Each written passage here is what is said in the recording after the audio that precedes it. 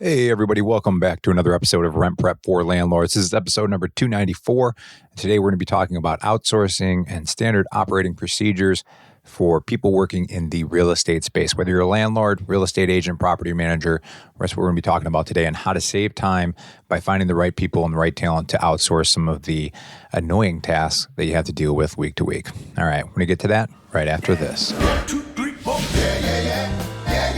Welcome to the Rent Prep for Landlords podcast. And now your host, Eric Worrell. So the topic for today's episode kind of came up as I was thinking this morning. I was talking with my wife and having a coffee on the couch, and I checked my work email early, and I see an email sitting in my inbox from Luca, who edits this podcast. And it's a template for this week's newsletter that goes out every Tuesday to Rent Prep subscribers. And what's cool about it is the system that I have set up with Luca, who I found on a website called Outwork.com, has worked out great for taking out some of the menial tasks, some of the redundant things that I'm doing week to week, so that I can focus on strategy for Rent Prep on a higher level as far as marketing strategy goes. So what we do each week, and I think this will be helpful, I'm going to kind of relate this back to, let's say, if you're a property manager or somebody who owns a good amount of rental properties and how you can do the same thing.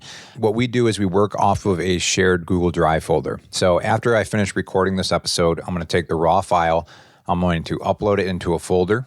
This particular one will be episode 294. Within that folder, I will make a copy of a template for notes. I will pull that copy template in. I'll change out the title, the description, the information that I need, resources that I used on this episode, things of that nature.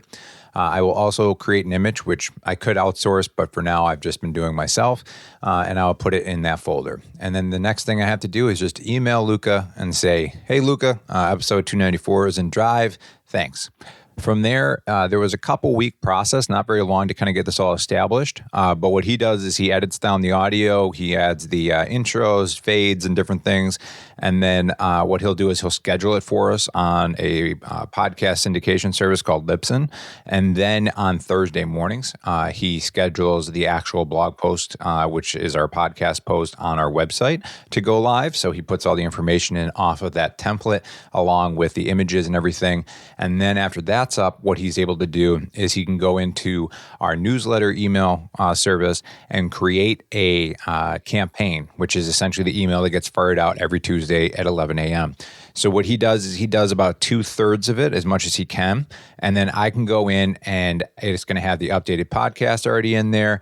It's going to have everything set up, going to the right list. And what I have to do is update the copy along with updating to the latest blog post, because I like to pick what blog posts that we're featuring that week in the newsletter.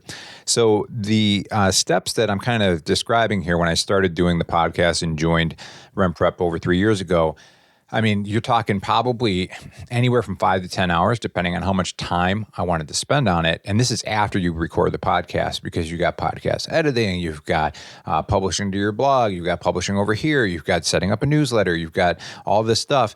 And what I've been able to do is get that down to a very quick process for us. So maybe it's an hour or two on my behalf, and some weeks even less. So that's just kind of one example of being able to outsource something that used to take 5-10 hours a week and get it down to an hour by using somebody who's a really good talent and who's also very reliable. So how did I find Luca? Well, I used a website called Upwork.com, upwork.com, if you didn't hear that correctly. And, I started doing some searches on there for sound engineers, podcast editors, those types of things. I believe I got down to 2 people. I ended up going with one guy. Didn't really like the relationship after about a month or so, and I went over to Luca, who I think was also the other person that I was thinking of trying out, and he's been fantastic. He's right on point. He does everything as described, and most of the time he's reminding me to say, hey, Eric, you forgot this, or you forgot this, and he's pretty patient with me about stuff, which is awesome. So when I think about this in terms of real estate, I think of it in a few different ways. One of the things you can do is you go to Upwork, and then depending on what kind of niche you're in for real estate, you can just enter that in the search bar under finding freelancers. And what I typically like to do, depending on your budgets, is you set filters. So maybe you only want to work with somebody in the US. I didn't mind for what we were doing, outsourcing overseas with Luca, but maybe you want to work with somebody in the US, maybe you don't care. That's kind of the first decision you make, whether or not you want to turn that toggle on or off. Then there are filters that you can also add. And what I typically do is I will add a filter for job success, 90% and better, hourly rate, depending on what my budget is, you can kind of decide what rate you want to do. You can do $10 and below, 10 to 30, 30 and up. And then I will also ask it a minimum of 100 hours worked, because I want somebody who's been on the platform a little bit, who you're not ironing out the kinks with them because they've already ironed them out on other projects. So in the case of real estate, when I enter just the word real estate, you get all sorts of stuff that pops up. Real estate virtual assistant that does Facebook ad specialist, real estate photo editor and image editing solution, real estate analysis, writer, translator, title examiner, VA, stands for virtual assistant. You see a lot of that, virtual assistant or virtual admin. Telemarketer, bookkeeping. I'm seeing all sorts of stuff on here, cold calls, title searches, web scraper. So depending on what you're looking for, you can find somebody to help you. And one of the things I think of, because I think I've had this conversation maybe before with Andrew Schultz, who's a property manager here in Buffalo, is let's say that you're a property manager who has 200 properties that you manage. It's a good amount. Now, let's say hypothetically that those properties are turning over every 2 years. That means every year you know that you're going to have to do 100 placements for your properties. Now, as far as the process of placing a tenant, there are some things you can outsource and there's other things you can't. But what my mind goes to is the listing, syndication, photos, write-ups, and all of that that goes into it when you're listing your property. Now, if you use standard paint colors, you already got the property kind of updated to where you think it's going to be. Those photos are going to last for a while. If you're not doing, a kitchen remodel and those kind of things, when you get good photos and you get them edited, and you can find somebody on here to edit them for you, you're going to have a folder of photos. And what I like to use is Google Drive because it's easy to share. And then underneath it, you would say, this is the property, this is the write-up. And the easiest thing that I've found is just making a video. And what I mean by that is I would actually go through the process of doing everything myself, and I use a screen capture tool called ScreenFlow by MacPaw. And what ScreenFlow does is it'll capture your screen and allow you to record audio at the same time. So what I would do is I'd be going through the different services and showing them exactly what I do for this particular listing and what I want it to say and everything. And then what would happen is you'd have a folder with that property's name on it, and that folder would be underneath a larger folder that would just be, rental listings, maybe it's called. And then once you do this and you run through everything once and you find the right partner, you can find somebody that's maybe going to do this for you for $5 per property, and they're going to be able to get your properties out there everywhere. And if you train them good enough and they have a good enough understanding, they may even be able to respond and do some basic weeding out for you so that you're getting more of a qualified candidate to you as the property manager. And if you have 100 properties, and this used to take you, 2-3 hours per property, you're looking at 300 hours a year.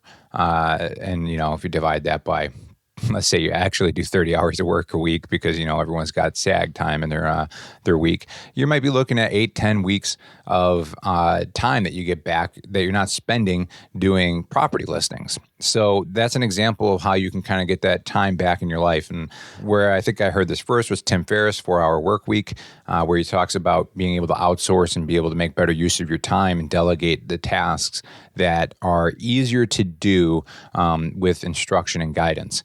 So as a property manager, even if you got 50 hours back a year, and maybe it cost you $300, well, what would your business look like if you had 50 hours a year extra to put into it? And maybe that's as simple as finding other areas that you think that you could delegate and outsource tasks and duties.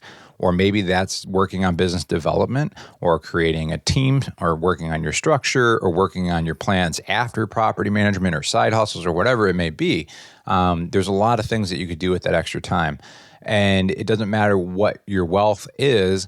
Time is the one resource that we all have the same amount of. It's just a matter of how we spend it. So, You might be the richest, wealthiest person on the planet, but if for some reason you feel like you're stuck in a position that you can't get out of, and you're, working every single day at something you hate, and it's gobbling up 50 hours of your week, well, you're about as time rich as the normal American then. So if you can kind of look at things in terms of time instead of the costs that are associated with getting that time back, I find that to be very helpful. Easy for me to say. I'm not personally spending money with Luca, the businesses, to have him come in and edit the podcast and help us with our newsletter and postings. But finding somebody like him is such a great resource to the business to be able to free up and allocate more time in other areas of the business. So that's what I wanted to talk about today. See if you guys have any ideas. You can always hit me up, eric@rentprep.com.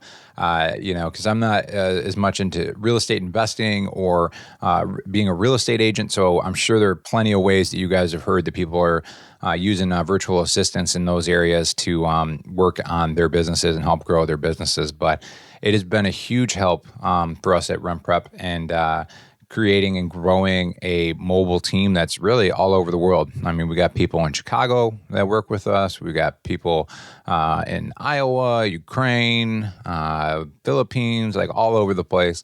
We don't really discriminate on where your location is. It's just a matter of if you have expertise in that area of what we're asking you to do, and if you're good and reliable and can actually come through in the clutch for us and be able to produce good work. So I highly suggest you take a minute, probably more than a minute, maybe an hour or two, think about your business. Think about, the 3 to 5 hours that you could find each week that are spent doing something that you don't like doing, and it's not really thought-provoking, and it's something that you could make a standard operating procedure. You could write instructions for it. You can create a video for it, show somebody how to do it, and then delegate that task out and keep track of your time and your return on your investment of that time. If you end up getting one more piece of business that year, you ended up getting one more property because you weren't down in the weeds and you're able to kind of think with a bird's eye view. That's a beautiful thing, because then that's kind of more of that compounding return, because each year, if you're able to do that more and more and you're able to delegate out more of your business, you're just going to do that much better. So that is something that I'm working on again in 2020, working on finding areas that we can find good partners to bring in and make our work better, but also make our work more efficient so that we can work on the things that matter. All right, guys. Thanks for humoring me as always, and I look forward to chatting with you next week. All right, take care.